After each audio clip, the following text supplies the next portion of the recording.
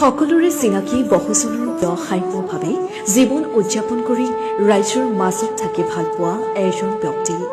পৰিচিত সকলোৰে চিনাকি এখনমুখ প্ৰতিজনৰ সন্মুখৰ পৰা একাগ্ৰতাৰে উদাত্ত কণ্ঠ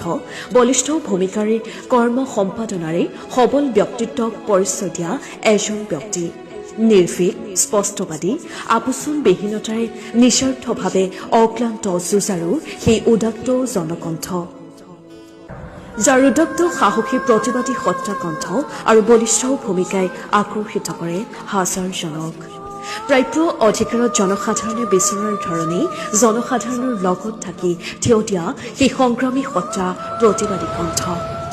নিজৰ ব্যক্তিত্ব স্থিতি আৰু সুন্দৰ আদৰ্শত থাকি সদায় অটল স্থিৰপক্ষ তেওঁ কৰ্ম জীৱন যাত্ৰা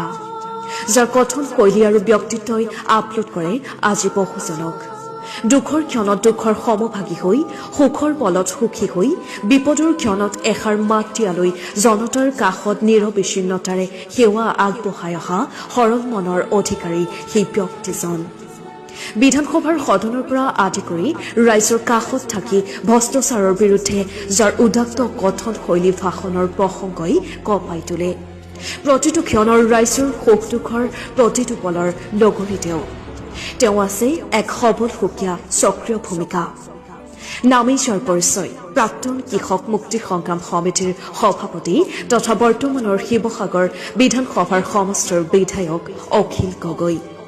জননী প্ৰগতিৰ দিশত আই মাতৃৰ হকে মৰসাহ কৰি অন্যতম এজন বীৰ পুৰুষ হৈ সবল ব্যক্তিত্বৰে সততাৰ ভূমিকাত থাকি নিজস্বতা শৈলীত জনতাৰ মংগলৰ অৰ্থে অহৰ্নিশে কৰ্ম সম্পাদন কৰি একাগ্ৰতাৰে কৰ্ম কৰি ভালপোৱা ব্যক্তিজন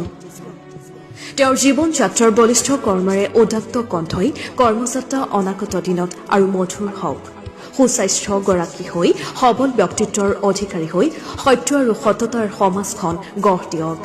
জনতাৰ আশীষ তেওঁ দীৰ্ঘায়ু হওক সেয়াই কামনা কৰিলো